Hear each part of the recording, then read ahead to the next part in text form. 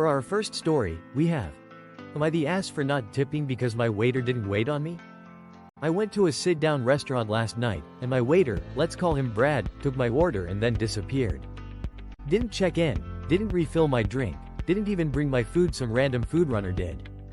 Then, when the check came, Brad magically reappeared, circled the suggested tip, and gave me a big smile like we'd been through something together. My guy, what am I tipping for? You didn't wait on me, you just took my order and vanished like a part-time magician. So, I left no tip. Now my friends are calling me an asshole because that's just how restaurants work. Am I the ass? That's the end of our first post. Let's see what the commenters had to say. Our first commenter says, it's fun to play dumb here. Hi Brad. Were you my waiter? I don't think I've seen you before. My waiter checked on me and refilled my drink. Be sure to tell me where to find him so I can leave the tip with him. Our second commenter says, I'm a waiter with over 10 years experience. Tell your friends that I said you are 100% not the asshole. The server didn't take good care of you, so he deserved nothing. Our third commenter says, not the asshole, no service, no tip. Pretty straightforward. Dude should have at least asked you if everything was okay, or a refill. Bare minimum. For our second story, we have, am I the asshole for not letting my in-laws use my son's SSN to continue getting food from food banks?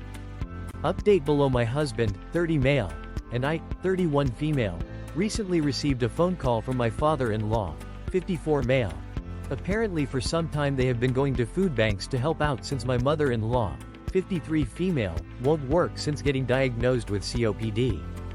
They have been telling the food banks that they have been taking care of their grandson, my son. The food bank has allowed giving them food but just recently asked them for my son's SSN so that they can continue getting food from them. My in-laws have not been taking care of my son because we live over 500 miles away from them. We were shocked by them asking for our son's SSN because obviously the answer is no. My husband texted them back telling them no, it's not gonna happen, and they have yet to even respond. Am I the asshole for wanting to take this further and report them to this food bank for fraud and identity theft? Update: we have found the food bank and they do not take SSN, so we have locked and checked everything to make sure our son's identity is safe and ours as well. No SSN was given to them because we know better than to jeopardize our identity and our son's identity. We are going to confront them about what we have found and see if they will give us the truth so we can see where we need to go from here. Thank you all for your advice, even the negative feedback, it has helped us find a conclusion to this crazy mess. That's the end of our second post. Let's see what the commenters had to say. Our first commenter says, food banks don't normally ask for SSN. At least in my area. That sounds like they want the number so they can access something else, like food stamps or a new credit card. Our second commenter says, lock down your son's credit. A food bank is never going to ask for anyone's SSN. Their mission is to serve people in need. Your in-laws want the SSN number so they can open credit accounts in his name. This also means their credit is terrible. If the food bank is asking for them for further proof of qualifications, then the food bank is already suspicious of them. Never underestimate the ability of people to be really shitty to others, but especially their own family. It's much easier to steal from family than strangers. Not the asshole. Our third commenter says, absolutely not the asshole. In fact, you'd be irresponsible if you didn't take further action. Your in-laws are committing fraud by falsely claiming they are caring for your son to receive food bank benefits. Asking for his SSN takes it a step further into potential identity theft. That is a huge red flag and a serious legal issue. If you gave them that number, they could open up an entirely new world of financial fraud in your son's name. It's one thing to need help, but it's another to lie and exploit a child's identity to get it. If they truly need food assistance, they should be honest about their situation and seek the appropriate support rather than dragging your son's identity into their deception. I understand they may be struggling, but their desperation does not justify committing a crime, especially one that could impact your son's financial future. Reporting them to the food bank is the right thing to do. They are taking resources away from families who actually qualify and need them. Their lack of response after being told, no, speaks volumes. They know what they are doing is wrong. Stay firm, protect your son, and absolutely report it. For our last story, we have, update. Am I the ass for telling my husband his mom can't live with us for months-long stretches? Original post. Thank you for the feedback in the original post. Yesterday when he came back from work I tried to start the conversation again. He had been giving me the cold shoulder since all this started. I told him I'm his wife of 2 years and the mother of his child. This isn't how we're going to communicate. We started talking after that. I held my ground that his mom staying with us for so long wasn't tenable. If she wanted to visit Canada for longer than a couple of months, she would have to live in her own apartment, learn how to drive, or use public transport. She's used to being driven by a hired driver in Pakistan. And a whole bunch of other changes that she'd need to get used to.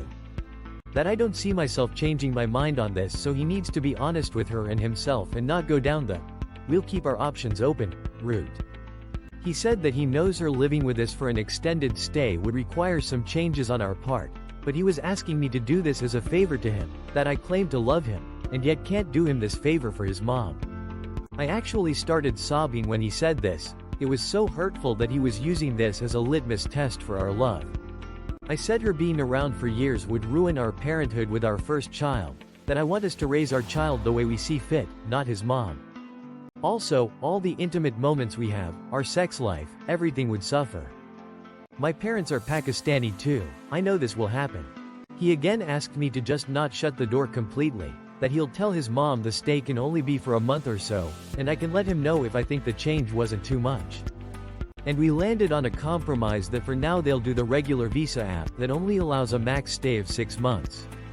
If I changed my mind, he'll do the super visa. He then had a long call with his mom, which his older sister also joined. It actually lasted an hour and a half. He was in the backyard for the call and came back in to grab a chair. It was that long. Also, from what I could see, he was mostly listening for that convo. When he came back in, he told me to just not answer any calls or messages from his mom or sister. Meanwhile, I've received like 4 missed calls and 20 messages from them, mostly Islamic quotes about the rights of parents. I've told them that I can't talk right now since I'm busy with my son right now. I asked him how it went. He said as well as he expected. But he's not giving me the cold shoulder anymore. I do feel guilty because, like I said, I was actually looking forward to host her for a month, and I think this whole thing may have caused irreparable damage not just to my relationship with my mother-in-law and Sil, but my husband's relationship with his mom and sister. I've told my mother-in-law I'll call her back in a couple of hours, once my husband's back. I'm dreading that conversation, but I know what my boundaries are. Thank you for the feedback, it helped. Edit. Also, one thing that I had to clarify a few times last post. A lot of people were like, this is what happens when you marry outside your culture. My husband and I are both of Pakistani descent. Just that I was born here, while he immigrated here as a student. But he's been here for like a decade now too. Update 2. I spoke to my mother-in-law. Since her missed calls and text messages were asking me to call her, I figured I should be the one to call, not my husband. But I put my phone on speaker, so that my husband, who was lying on the couch, could also hear it. She said that my husband had told her he thought it'd be best if she restricts her trip to 1 month, since it was her first time in Canada, and because we were really busy with my son. She said that ever since my husband had gone to Canada as an 18-year-old, he'd always wanted her to visit for a long duration, and now all of a sudden he was asking her to restrict it when she wanted to help with her grandson, and said she knew I must be the reason why. I said it was a joint decision because of the circumstances, but she wouldn't hear of it. She said if her visiting for more than a month was so outrageous to us, then that's fine, she'll limit her stay, but I should know that in Pakistan in-laws live in the same house with the married couple, like my Sil does, and that she had thought I was in touch with my Islamic and Pakistani roots when I was getting married because that's what my husband had told her, but she was disappointed at how whitewashed I was.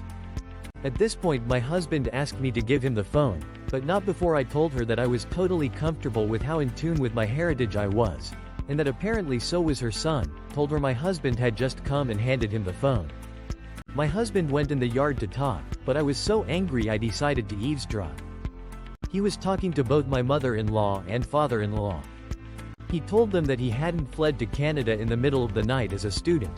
They both had happily seen him off at the airport. And that when he had introduced me, he hadn't kept the fact that I was born and raised in Canada a secret either. That they can't expect to treat us like a couple in Pakistan. Then he listened a whole lot for like half an hour. I gave him a chair again, and kept telling them that it's different now.